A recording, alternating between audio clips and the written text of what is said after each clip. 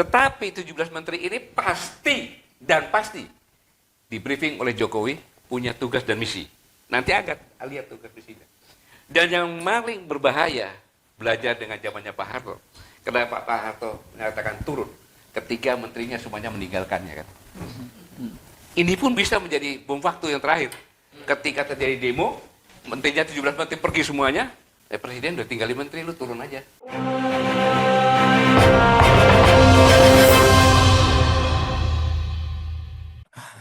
Halo Sobat Dari, ketemu lagi di channel hari Kamis 23 Juli.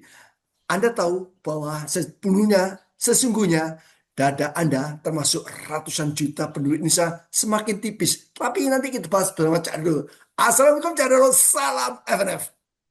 Waalaikumsalam warahmatullahi wabarakatuh. Selamat pagi Cak Jarod dan juga pemirsa di seluruh Indonesia. Ya, kita akan bahas lagi ya soal MBG, tapi kita tanya dulu Cak Jarod, kelihatannya sehat ya, tetap semangat. Tadi saya sebutkan bahwa dada orang Indonesia itu semakin tipis. Tapi sebelum kita bahas tentang dada, ini ada subscriber kita, itu Sobat Doder, menyapa Cak, Endang Balikpapan. Ya apa, rakyat tinggal keplok tepuk tangan. Terus Pak Dejamiran, ya apa Cak Jarod, Cak Dodo, wis suwi gak ketemu. Iki ada Tiarno 88, ini banditnya sebut aja Pak. Oh yo, nggak usah. MD Channel Negara Ruwet ono Adi Anwar bahwa seharusnya bahas anggota DPR yang pajaknya tidak pernah dibayar. Ono Sana Esensial iki Sidoarjo narik pajak pakai TNI serasa era Mojopahit. Lah ini no Pranoto hari-hari ijazah Gibran jangan diperjelas ya, jangan hanya MBG doang. Ya, seperti itu sama daerah. Kita sekarang kenapa? Saya tadi menjelaskan bahwa orang Indonesia kalau kaget atau merasakan selalu sedih, selalu mengurut dada kan, sambil istighfar. Astagfirullah, astagfirullah. Nah ini kan astagfirullah, korupsi gila-gilaan, astagfirullah, pajak edan-edan, astagfirullah, MBG itu dilanjutkan. Jadi semakin tipis, tak Dodo. Iya, yang kita lihat politik hari ini jadi seperti sinetron yang jadi kenyataan. Sesuatu yang setiap hari menimbulkan kekagetan-kekagetan baru, sehingga rakyat ini sudah tidak mampu lagi meluapkan emosinya. Akhirnya kan dada-dada sendiri kita yang ditepuk. Ini gimana gitu? Rakyat sudah memberi masukan supaya dievaluasi, supaya dihentikan dan lain sebagainya. Tapi presiden tetap saja jalan berkaitan dengan program makan bergizi gratis yang sudah bermasalah sejak masa kampanye. Ketika program ini digulirkan di musim kampanye itu orang semua sudah pesimis dan apatis gitu. Tetapi kenapa selalu dipertahankan dan perbaikan demi perbaikan ternyata tidak mengubah keadaan bahwa MBG ini penuh dengan masalah dan agak sulit untuk berjalan sesuai harapan presiden. Seperti itu.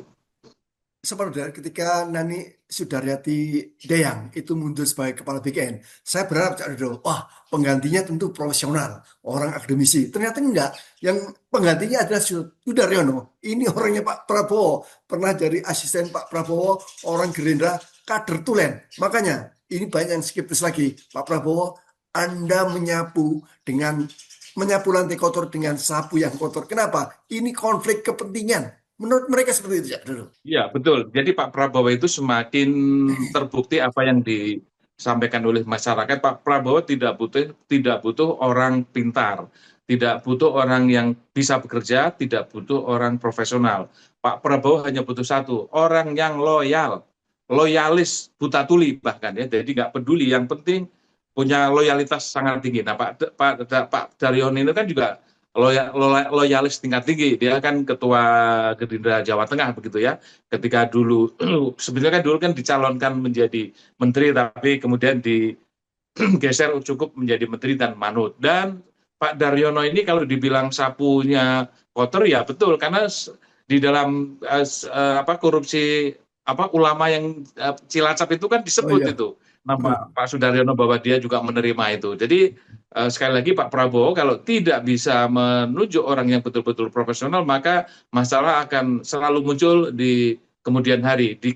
Berkaitan dengan MBGN ini kan dari pertama Pak Dadan ahli serangga udah dikritik orang, ternyata betul kan. Kemudian Nani Deyang sebagai wakil dan naik menjadi penggantinya belum genap 2 bulan ternyata sudah mundur, dan kemunduran ini ternyata banyak menyisakan isu-isu yang berseliweran dan membuat publik lagi-lagi ngelus dada. Nah, sekarang Pak Daryono yang ternyata juga disebut di sidang korupsi ulama dari Cilacap. Jadi ya kita akan saksikan sinetron-sinetron yang betul-betul mengagetkan ke depannya ini.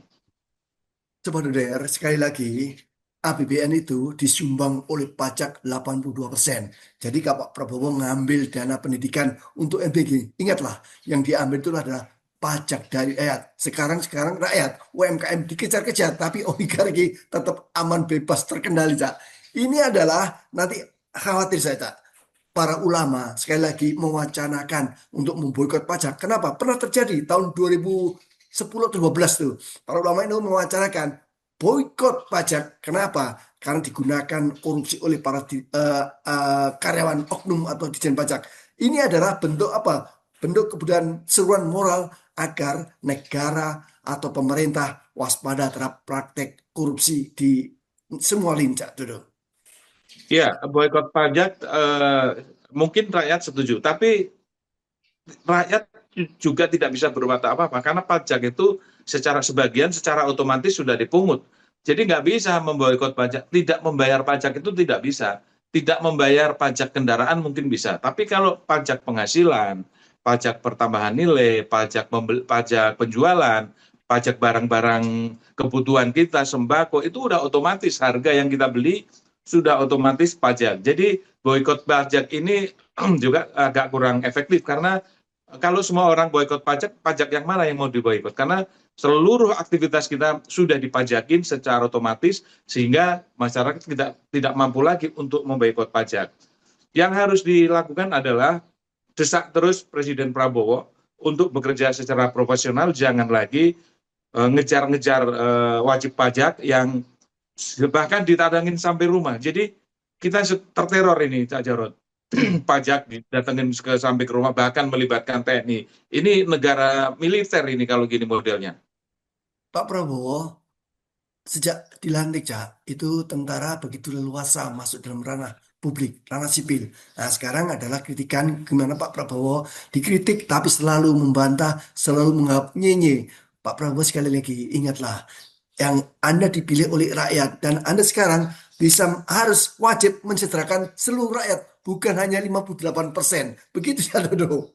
Kita miris melihat perilaku dan juga kebijakan yang terjadi sampai hari ini. Yang dilakukan Pak Prabowo ini semata-mata terhadap orang yang loyal, dan orang yang mengerti apa yang dilakukan Pak Prabowo. Sementara di sisi lain banyak orang kritis, banyak masyarakat yang punya hak untuk mengingatkan presiden tapi tidak pernah digubris.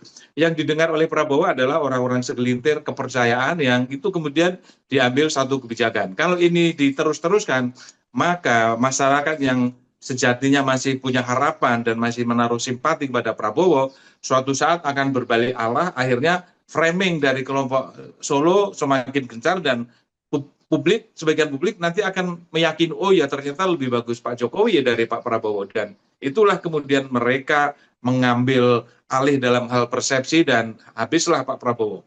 Seperti itu, gambarannya seperti itu. Ya. Si Dadan ini kan dilantik waktu Jokowi, kepala BKN. Kemudian dilanjutkan di era Pak Prabowo.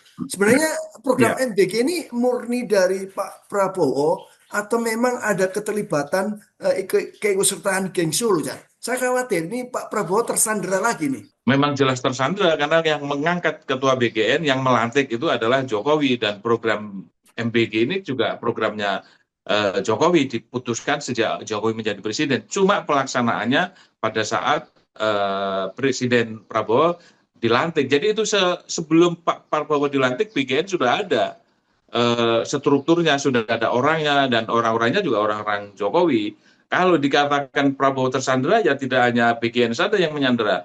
Ada 17 menteri,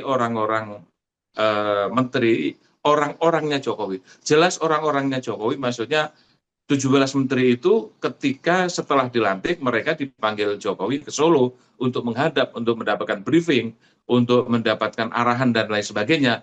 Bayangkan bisa orang presiden yang berkuasa penuh, tapi ada bayang-bayang presiden lama yang punya pengaruh kuat dan besar, dan suatu saat bisa disetel, bisa dimainkan.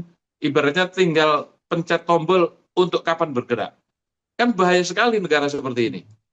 Cak, 17 menteri ini kira-kira siapa narasumbernya yang paling berkomandan untuk bicara soal ini, Cak Dodo? Kemarin bahkan Pak Gatot Nurmantio di rumahnya di Sentul mengundang beberapa orang, beberapa wartawan, ada sekitar 8 orang, mengatakan bahwa Ini Pak Pak Prabowo mantan ini Panglima TNI ya? Betul. Panglima TNI Bapak Gatot Nurmantio. Ya, jadi di Sentul mereka kemarin bicara panjang 1 jam, salah satunya mengkritisi ketidaktegasan Pak Prabowo terhadap kasus yang menimpa terakhir. Jadi Pak Gatot menyebut ada dari 38 kementerian, 33 kementerian pernah menjabat di era Jokowi. Dari 38 menteri, 17 menterinya jelas-jelas patuh dan tunduk pada Jokowi, dan ukurannya adalah ketika setelah dilantik mereka dipanggil ke Solo mendapatkan arahan, mendapatkan petunjuk, ya. Nah, dan itu tanpa Pak Prabowo gitu, hanya Jokowi sendiri yang memberikan petunjuk. Ini yang dikatakan oleh Pak Gatot. Tahu Jokowi, Prabowo itu orang yang sangat menghormati atasannya. Ya, pada saat itu pasti dianggap sebagai atasan kan, maka dihormati. Dengan warisan ini, semua mengatakan Indonesia pada saat itu tidak jalan baik-baik kan. Kalau tidak baik-baik harusnya menterinya ramping, efisien, mudah dikendalikan. Ya. Ini terpaksa. 109 pejabat kabinet merah putih karena menampung ada 48 menteri dan menko, ya kan? 5 pejabat setingkat menteri, 56 wakil menteri. Yang pernah menjadi menteri Jokowi ada 33 orang. 17 orang menteri dan menko, itu semuanya jabatan-jabatan strategis. Makanya dibawalah sama presiden ke Magelang untuk menyamakan persepsi visinya kan gitu. Tetapi 17 menteri ini pasti di briefing oleh Jokowi punya tugas dan misi. Nanti akan lihat tugas misinya. Dan yang paling berbahaya belajar dengan zamannya Pak Harto. Karena Pak Harto menyatakan turun ketika menterinya semuanya meninggalkannya kan. Ini pun bisa menjadi bom waktu yang terakhir. Ketika terjadi demo, menterinya 17 menteri pergi semuanya, presiden udah tinggalin menteri, lu turun aja. Kemudian berkaitan dengan kejaksaan dan kepolisian, Pak Gatot juga menyinggung bahwa seakan-akan yang tercoreng hari ini adalah Pak Prabowo karena tidak bisa mengendalikan kepolisian maupun kejaksaan. Mereka bertikai, mereka saling intip, mereka saling bongkar. Nah, presiden kemana? Artinya Pak Gatot mengingatkan, loh ini Anda ini presiden mutlak yang bisa berbuat apa saja. Seharusnya bisa memecat kedua pimpinan itu, Kapolri maupun Jaksa Agung, dipecat segera, dan kemudian pilihlah PLT. Dikasih waktu beberapa bulan, selama menjadi PLT berhasil enggak membongkar kedua institusi ini. Jadi kepolisian membongkar kejaksaan, kejaksaan membongkar kepolisian, tapi dalam kendali Pak Prabowo secara politik, ya seperti itu. Nah, kalau itu berhasil, maka Pak Prabowo akan lebih aman ketimbang hari ini yang dia dibusukkan oleh para anak buahnya. Kasus Kapolri yang menangkap Febri Adriansyah itu kan bagian dari pembusukan terhadap Prabowo. Ini pesan yang disampaikan oleh Pak Gatot terhadap keberadaan Pak Prabowo yang sampai hari ini tidak tegas terhadap Solo, terhadap dominasi kekuasaan yang lemah. Jadi saudara, pandangan Pak Gatot Nurmantio, mantan Panglima TNI, serupa dengan apa yang kita bahas di awal ketika kasus Febri muncul. Kita mempertanyakan, ini amat mudah bagi Pak Presiden untuk mengganti Kapolri, mengganti Kejaksaan Agung, maupun mengganti Panglima TNI. Sangat mudah. Kenapa? Dia adalah Presiden. Itu pernah kita bahas, Cak Dodo. Silakan Cak Dodo, kasih kata-kata mutiara, Cak Dodo.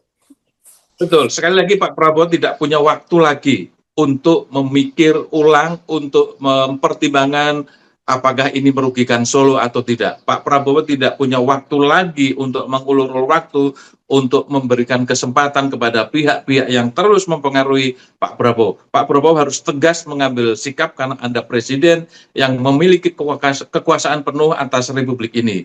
Jangan terlalu banyak pertimbangan karena nyata-nyata hampir 2 tahun ini yang membuat jalannya pemerintah keserimpet-serimpet adalah karena gangguan dari Solo, dan itu Pak Prabowo harus bertaruh mau selamat atau tidak selamat. Itu saja Pak Prabowo.